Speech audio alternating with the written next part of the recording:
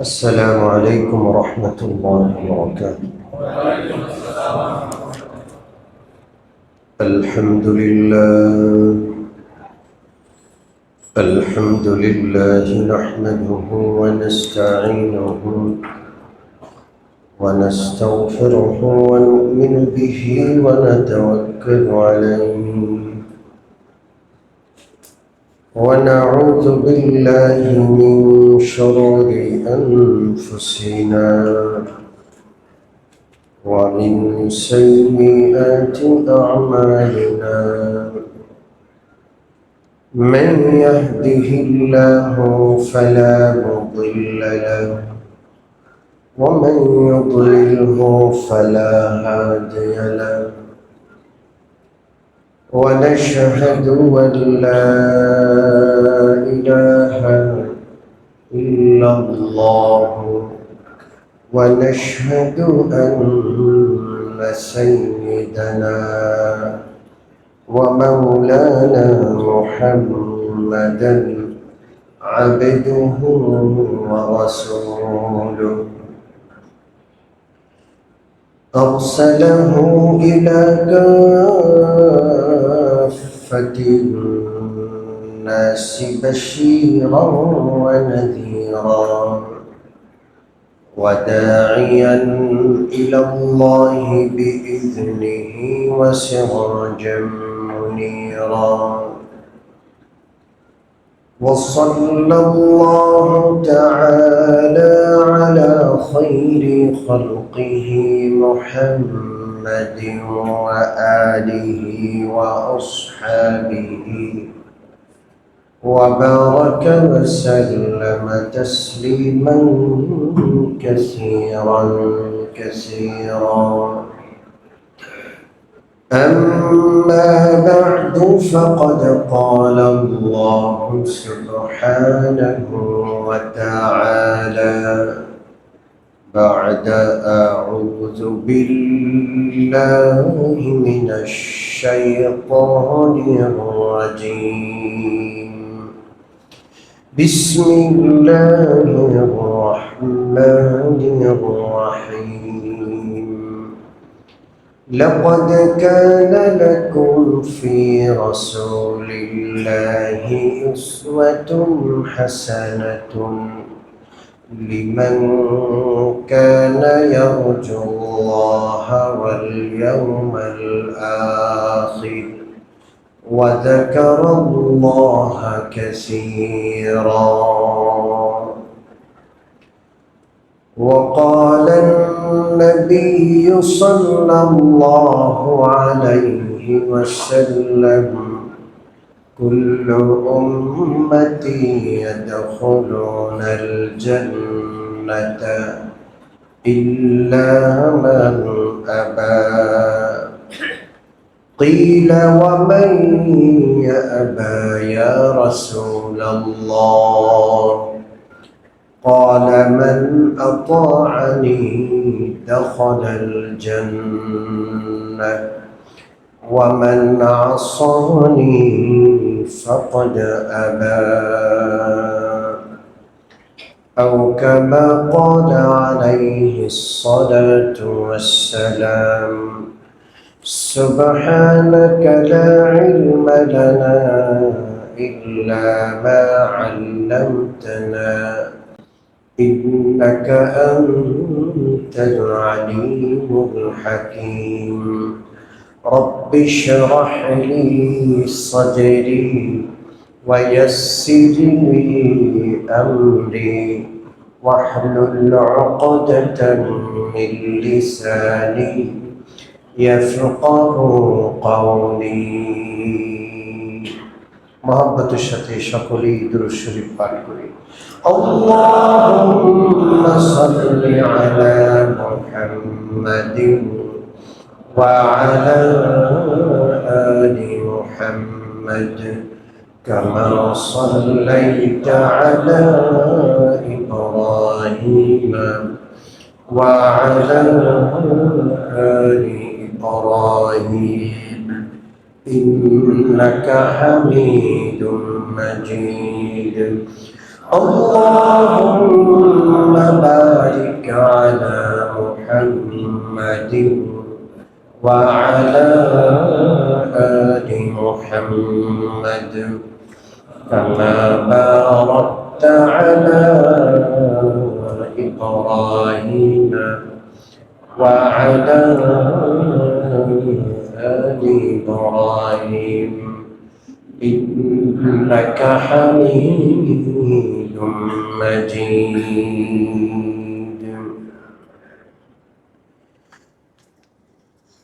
সম্মানিত মুসল্লিয়ানে কেরাম, আল্লাহর হাবিব প্রিয় নবী মুহাম্মদুর রাসূলুল্লাহ সাল্লাল্লাহু আলাইহি ওয়াসাল্লামের ধারাবাহিক পবিত্র জীবনী আলোচনামূলক অনুষ্ঠান পবিত্র সিরাতুন নবী মাহফিলের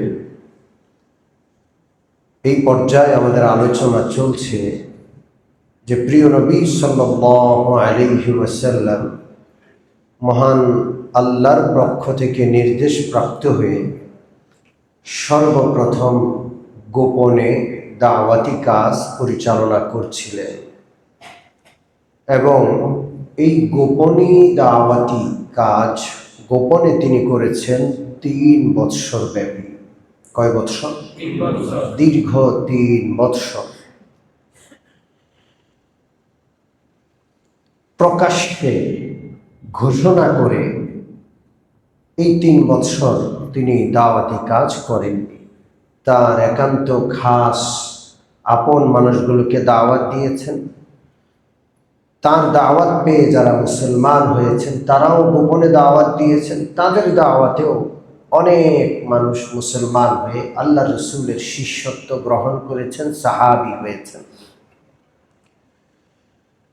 যখন গোপনে দাওয়াতি কাজ চলছিল তখন মুসলমানদের জন্য একটি আশ্রয়ের জায়গার প্রয়োজন ছিল, যেখানে সাহাবীগণ একত্রিত হবেন। আল্লাহর হাবিব সাল্লাল্লাহু আলাইহি ওয়াসাল্লাম আল্লাহর পক্ষ থেকে শিক্ষক, আল্লাহর নবীর শিক্ষক স্বয়ং আল্লাহ। আল্লামানি রাব্বি, আমার প্রভু আমার শিক্ষক, তিনি আমাকে শিক্ষা দিয়েছেন। ফাআহসানা তা'দীবি, তিনি আমাকে অনেক সুন্দর শিক্ষা দিয়েছেন। নবীদের শিক্ষক কোনো মানুষ হন না, নবীদের শিক্ষক সরাসরি কে হন? আল্লাহ। আমার প্রিয় নবী কারো কাছে পড়েননি, এই জন্য তাকে উম্মি নবী বলা হয়। উম্মি মানে নিরক্ষর। পৃথিবীর যে পড়াশোনা করার যে জ্ঞান বিদ্যা, সেই বিদ্যা, সেই অক্ষর জ্ঞান তার ছিল না। তিনি লিখতে জানতেন না এবং কোনো লেখা পড়তে জানতেন না, নিরক্ষর ছিলেন। কিন্তু আল্লাহ তাআলা তার নবীকে এত জ্ঞান দান করেছিলেন, তিনি বলতেন উ'তিতু ইলমাল আউয়ালিন ওয়াল আখিরিন, পূর্বের এবং পরের যত জ্ঞান পৃথিবীতে আবিষ্কার হবে সমস্ত জ্ঞান আল্লাহ তাআলা আমাকে একসাথে দান করেছেন। আল্লাহর নবী হলেন শিক্ষক। এই জন্য তার শিষ্যত্ব যারা গ্রহণ করবে তাদেরকে তিনি শিখাতেন, ছোট্ট ছোট্ট বিষয় শিখেন। বড় আজব, কিভাবে বাথরুমে যেতে হবে, কোন পাও দিয়ে ঢুকতে হবে, কি আজব বিষয় দেখছেন। কত ক্ষুদ্র আর ছোট্ট বিষয়, কোন পা দিয়ে বের হতে হবে, এরকম ক্ষুদ্র বিষয়ের উপর রাসূলুল্লাহ শিখাইতেন। কিভাবে বসতে হবে সেখানে, এবং কিভাবে পবিত্রতা অর্জন করতে হবে। এমনকি সেখানে বসে যে টয়লেট পেপার কিংবা ঢেলা ব্যবহার করবে সেটাও কয়টা ব্যবহার করবে, কিভাবে ব্যবহার করবে, এটাও প্রিয় নবী শিখাতেন। প্রত্যেকটা জিনিসের নিয়ম আছে, কানুন আছে ইসলামে। ঘুমাবেন কিভাবে, জাগবো কিভাবে, কি করতে করতে ঘুমাবো, কি পড়তে পড়তে জাগবো,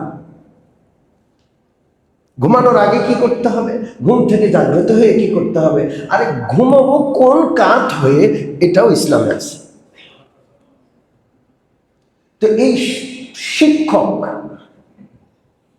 পৃথিবীর সবচেয়ে বড় শিক্ষক যিনি, তিনি শিক্ষা দিবেন, এর জন্য একটা জায়গার প্রয়োজন ছিল, একটা শিক্ষালয়ের দরকার ছিল, যেটাকে আমরা মাদ্রাসা বলি। আল্লাহর হাবিব সাল্লাল্লাহু আলাইহি ওয়াসাল্লাম যেহেতু গোপনে দাওয়াতি কাজ করছিলেন, সেই জায়গা কোনটা হবে? হযরত আরকাম রাদিয়াল্লাহু তাআলা আনহু, আরকাম ইবনে আবিল আরকাম, তিনি আল্লাহ রাসূলের কাছে মুসলমান হলেন। তিনি তার বাড়িটা ইসলামের শিক্ষালয় হিসাবে, মুহাম্মদুর রাসূলুল্লাহ সাল্লাল্লাহু আলাইহি ওয়াসাল্লামের শিক্ষা প্রতিষ্ঠান হিসাবে মুসলমানদের জন্য ওয়াকফ করে দিলেন। সুবহানাল্লাহ। এই বাড়িটা কোথায় ছিল? আমরা যে সাফা পাহাড় থেকে সাই শুরু করি, এই সাফা পাহাড় সংলগ্ন তার বাড়ি ছিল। এখন সেই বাড়িটার অস্তিত্ব নাই, কিন্তু সাফা পাহাড়ের পাশে এখনো লেখা আছে দারুল আরকাম। এটাই দারুল আরকাম, মুসলমানদের প্রথম আস্তানা, যেখানে মুসলমানদের গোপনে একত্র হতেন। এবং এই বাড়িতে উপস্থিত হয়ে হযরত ওমর ফারুক রাদিয়াল্লাহু তাআলা আনহু কালিমা পড়েছেন। সুবহানাল্লাহ। যেই সাহাবী মুসলমান হতেন বা মুসলমান হওয়ার উদ্দেশ্যে আসতেন, খুব সংগোপনে এখানে চলে আসতেন। আল্লাহর হাবিব সাল্লাল্লাহু আলাইহি ওয়াসাল্লাম তখনও গোপনে দাওয়াতি কাজ করছেন। মক্কার কাফের মুশরিকরা রাসূলুল্লাহর প্রতি সতর্ক দৃষ্টি রাখছিল। তখনও গায়ে হাত তুলছে না, নির্যাতন করছে না। তারা মনে করছে তিনি একজন সাধারণ ধর্ম প্রচারক। তখনও তিনি প্রকাশ্যে মূর্তিগুলোর অসারতা তুলে ধরেননি। আল্লাহর পক্ষ থেকে সেই নির্দেশনা আসেনি, শুধু কালিমার দাওয়াত দিচ্ছিলেন, ইতিবাচক কথাগুলো বলছিলেন। সেই 3 বৎসরের ওই গোপনে দাওয়াত যখন দিচ্ছিলেন, যারা যারা মুসলমান হয়েছেন, এর মধ্যে আজকে 2 জনের আলোচনা করব। একজন হলেন হযরত আবু যর গিফারি রাদিয়াল্লাহু তাআলা। তিনি ইসলাম আগমনের পূর্ব থেকেই সত্যান্বেষী একজন মানুষ ছিলেন। সত্য তালাশ করতেন, কোনটা ভালো সেটা তিনি গ্রহণ করার চেষ্টা করতেন। মূর্তি পূজা থেকে তিনি দূরে থাকতেন। গিফার গোত্র মক্কা থেকে অনেক দূরে বসবাস করতেন। সেখান থেকে তিনি শুনলেন যে মক্কায় একজন নবী এসেছেন। সেই নবীর নাম মুহাম্মদুর রাসূলুল্লাহ সাল্লাল্লাহু আলাইহি ওয়াসাল্লাম। হযরত আবু যর সর্বপ্রথম শোনার সাথে সাথে নিজে গেলেন না, সংবাদ দেওয়ার জন্য তার ছোট ভাই আনিসকে পাঠালেন যে আনিস তুমি যাও, মক্কায় গিয়ে খুব গোপনে তার খবর নিয়ে আসবে। তিনি কি বলতে চান, তিনি কেমন, কি করতে বলেন, কি কি করতে নিষেধ করেন। হযরত আবু যর গিফারি রাদিয়াল্লাহু আনহুর ভাই হযরত আনিস মক্কায় আসলেন। এসে মুহাম্মদুর রাসূলুল্লাহ সম্পর্কে যখন জানতে চাইলেন, মানুষ 3 প্রকারের মন্তব্য করল। কেউ বলল তিনি পাগল, নাউযু বিল্লাহি মিন যালিক। মুহাম্মদুর রাসূলুল্লাহকে কি বলা হয়েছে? পাগল। কেউ বলল তিনি জাদুকর, তিনি জাদু করেন। কেউ বলল তিনি গণক, জ্যোতিষী।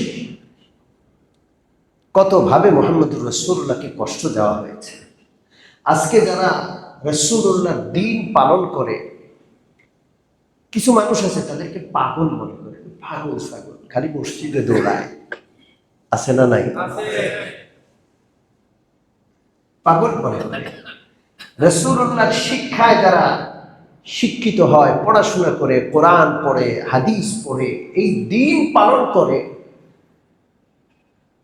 পৃথিবীর বুদ্ধিজীবীরা তাদেরকে পাগল মনে করে। এখনো এই যুগেও বেকুব মনে করে।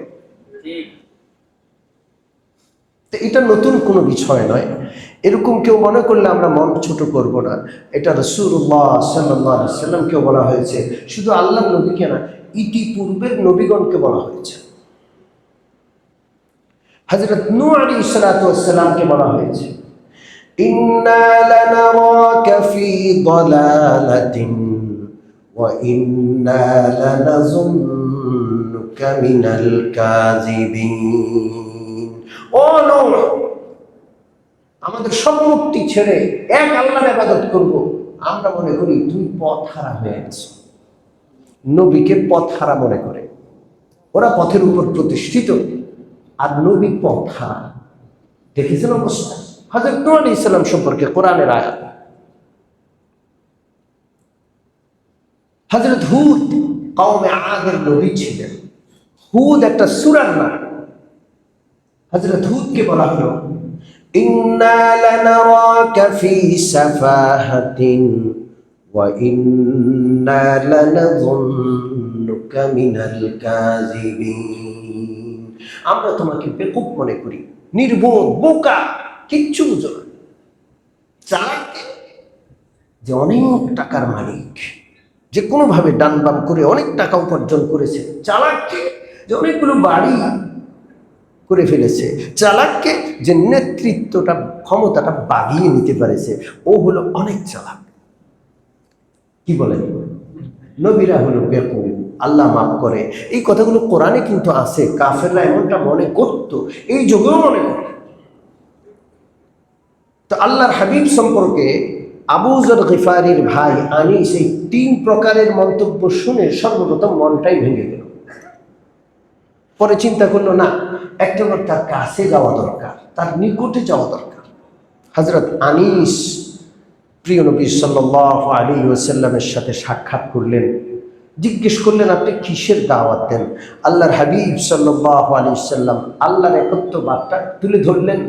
রাসূলুল্লাহ নিজের রিসালাত, তিনি যে রাসূল, এই বিষয়টা তুলে ধরলেন। পরকালের বিষয়টা তুলে ধরলেন।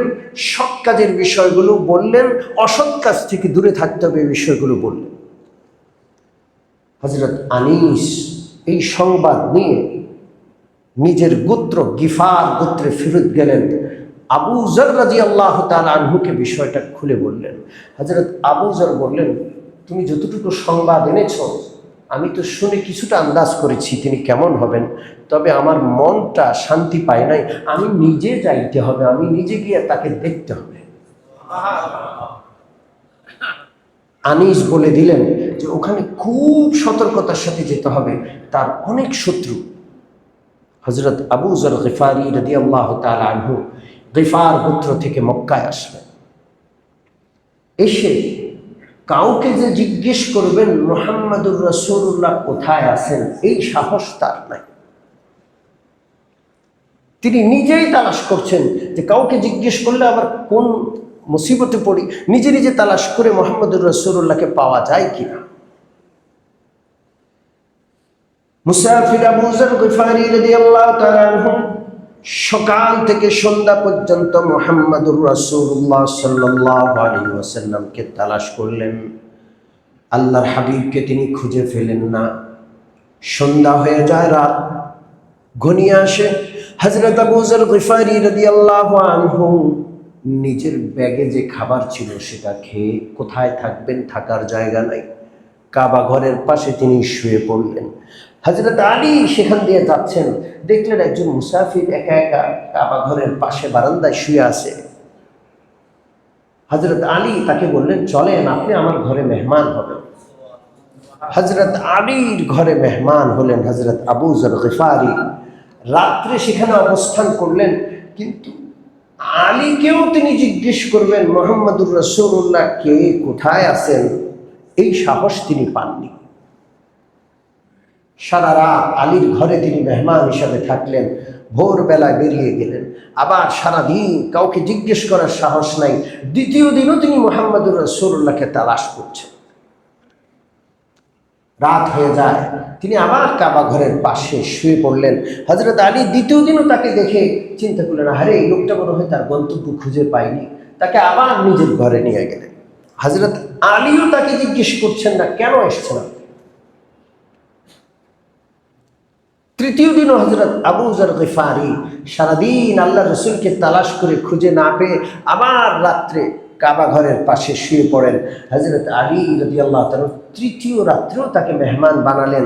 আজকে একটু সাহস করে জিজ্ঞাসা করলেন যে আপনি কেন আগমন করেছেন, কি আপনি খুঁজছেন, কি চান আপনি? হযরত আবু যর বড় ভীত সন্ত্রস্ত অবস্থায় সংকোচের সাথে বললেন, আচ্ছা, মক্কায় কি একজন নবীর আবির্ভাব হয়েছে? আপনি কি তাকে চিনেন? আমি অনেক দূর থেকে এসেছি, সেই নবীকে তালাশ করছি, কিন্তু ওই নবীর কথায় প্রকাশ্যে কাউকে বলবো এই সাহস আমার হচ্ছে না।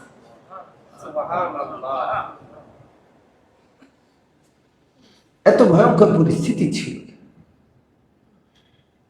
হযরত আলী খুশি হয়ে গেলেন। হযরত আলী বললেন, আচ্ছা, আপনি আমার সাথে কালকে যাবেন, তবে দূর থেকে আমার পিছনে পিছনে চলবেন, কেউ যেন না বুঝে যে আমার অনুকরণ করছে না। আমি যদি এমন কোনো সন্দেহজনক পরিস্থিতি অনুভব করি, তাহলে আমি বসে যাব, আমার স্যান্ডেল এর পিতা ছিঁড়ে গেছে এমন একটা ভাব করে স্যান্ডেল ঠিক করব, আপনি আমাকে ছেড়ে সামনে আগায় যাবেন, যেন কেউ না বুঝতে পারে যে আপনি আমার অনুসরণ করে কোথাও যাচ্ছেন।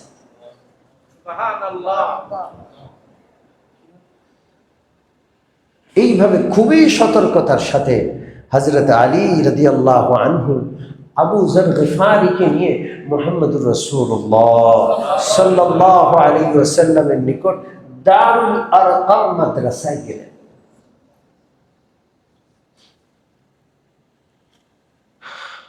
নবী শিক্ষক, নবীর কাছে আসমান থেকে যে ওহী আসে সেটাই হলো প্রকৃত শিক্ষা।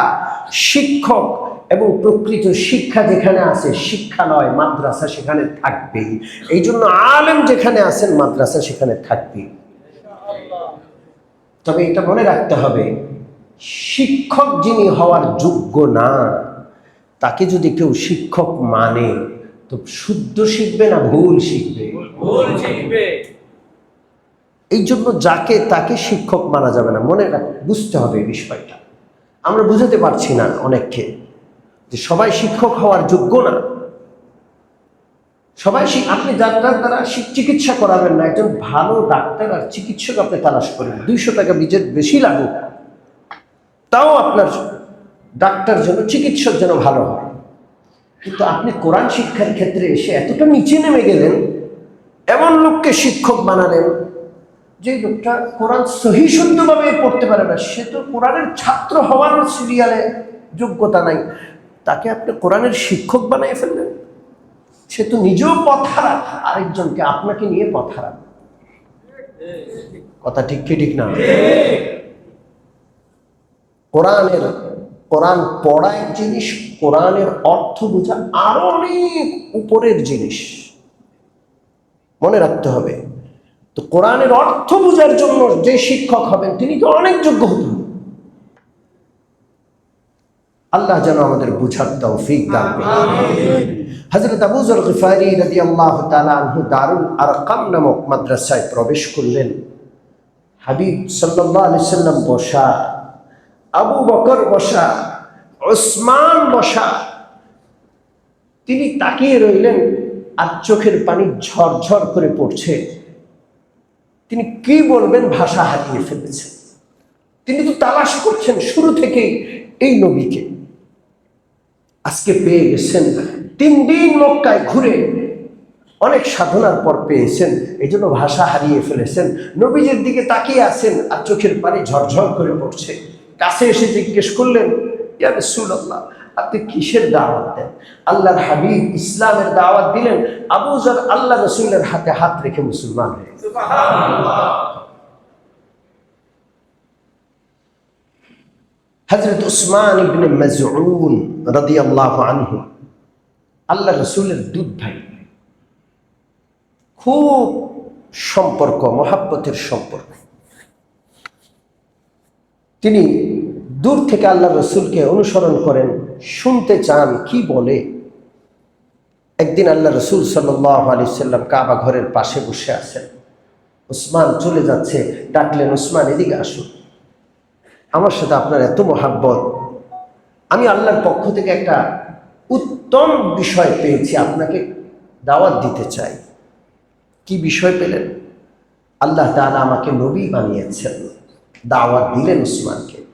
উসমান বসে আছেন, এমন সময় আল্লাহর হাবিব সাল্লাল্লাহু আলাইহি ওয়াসাল্লামের প্রতি ওহী নাযিল হলো।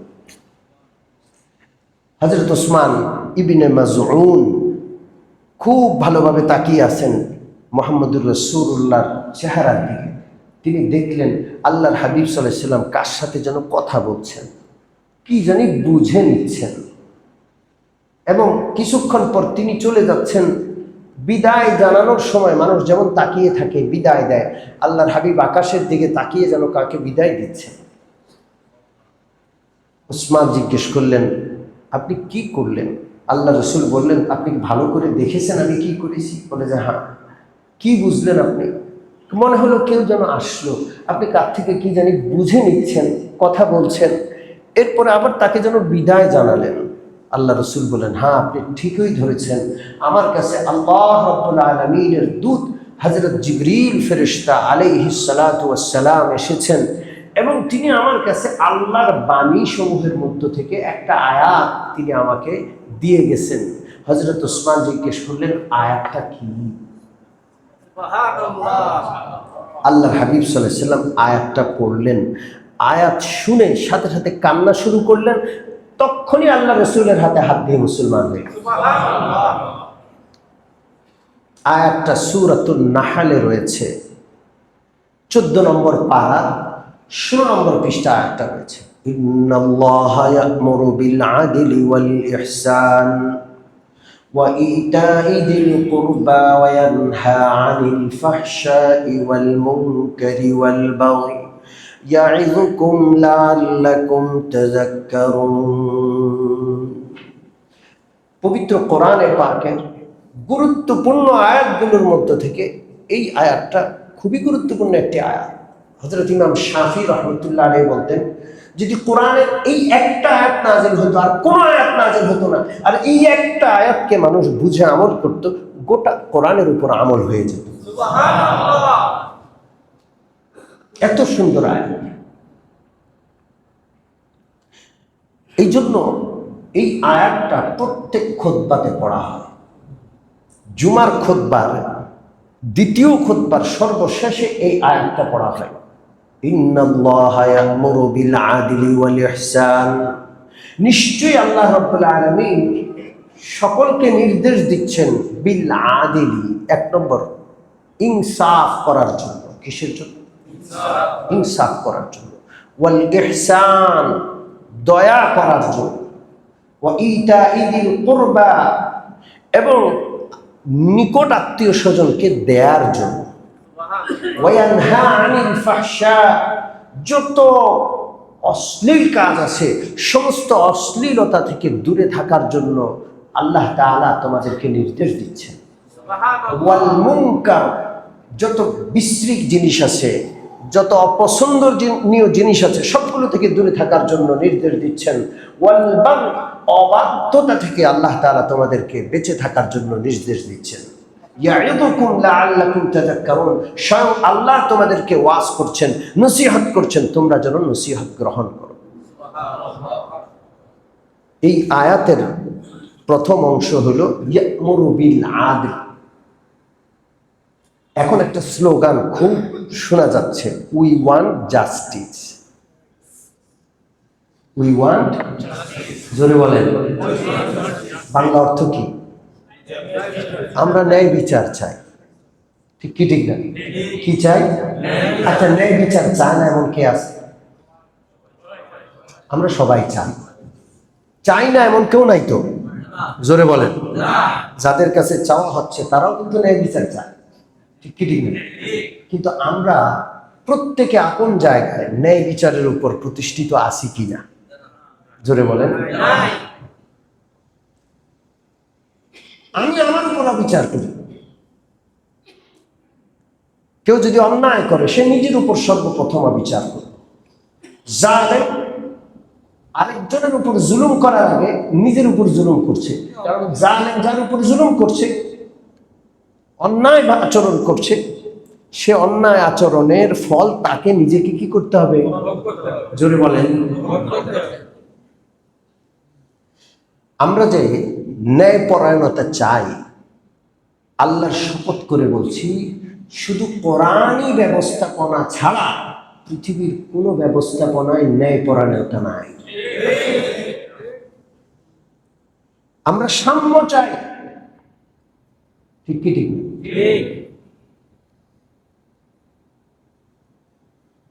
আমরা ইনসাফ চাই, আমরা সমান অধিকার চাই, বৈষম্য মুক্ত একটা পৃথিবী চাই। বিশ্বাস করেন, এর জন্য যেগুলো আমরা ভালো ভালো জিনিস চাই, কোরআন ছাড়া অন্য কোনো বিকল্প নেই। আমি শুধু পবিত্র বুখারী শরীফের একটা হাদিস বলে আলোচনা শেষ করব।